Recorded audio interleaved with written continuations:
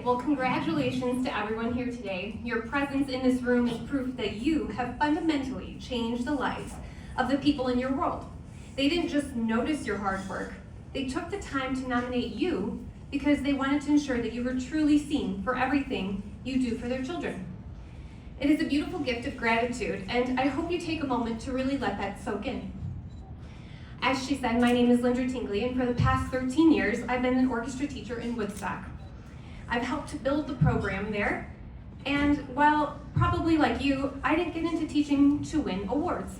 I probably didn't even know these existed, and honestly, when I got the email from Diana, I sent it to my tech department because I was pretty sure it was spam. And maybe, does anybody else's district try to trick them? Like, we get all the, and then you click on it and then you get in trouble and then you have to go through more training. Yeah. So I sent it to them first to make sure that that wasn't the case. On a serious note though, it's incredibly generous of Diana and her team to make sure that teachers are celebrated. Teachers are the primary change makers in our community.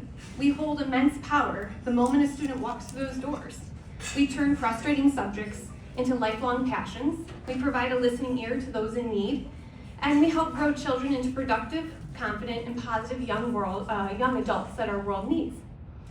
However, earlier in my career, I'm not sure I fully realized that and the weight of the impact that we can have on students.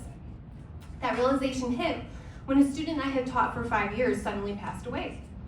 It was devastating, not just for me as a young teacher, but for his classmates as well. While speaking with his parents at the funeral, I learned how much he valued our time together. He played the viola, and his parents and I joked that he wasn't in orchestra for the instrument. He was there for the sense of belonging he felt. I remember returning to the school after his funeral and sitting on the floor of my mentor's classroom, sobbing, and I felt so much guilt because I hadn't realized how much I meant to him until his parents had told me that. The mentor told me something I will not forget. He said, "You never really know the full impact you're making on the kids who enter your life, but it's safe to assume that you're changing almost all of them." That realization shifted my entire perspective. When we all look at our classes, we see many eyes and souls staring back at us, but they're all looking at one set of eyes to help them navigate through the year, and sometimes even their lives. My goal shifted that day from just teaching music to helping build whole humans. I decided that I could change a kid's life for the better through their time in my music class, and that became my mission. Now, make no mistake, my standards are still extremely high.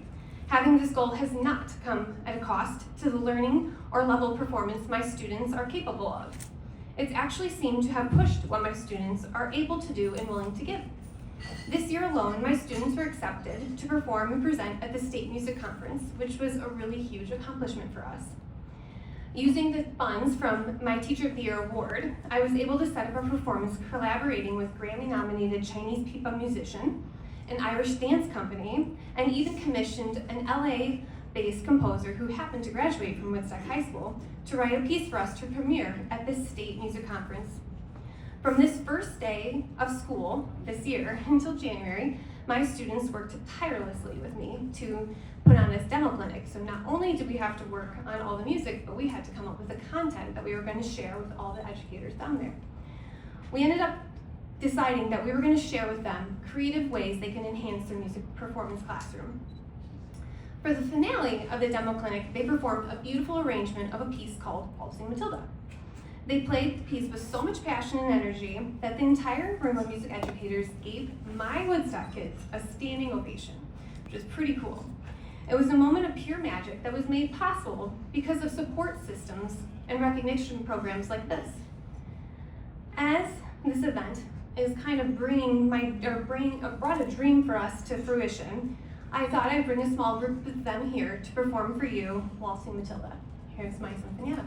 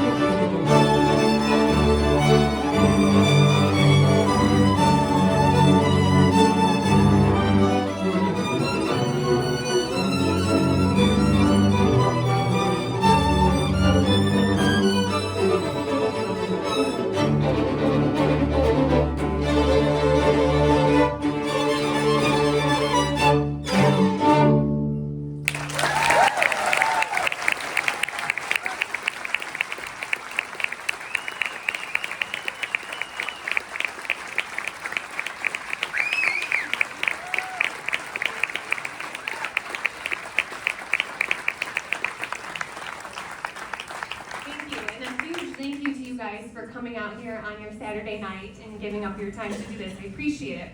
I want to, before I end this speech, thank Diana and her team. Thank you so much for recognizing teachers. That's incredible.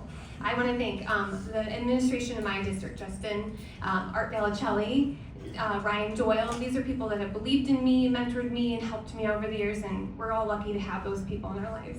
I also want to thank my fiance, Brian Joswiak, for all his support. I'm so lucky to have that.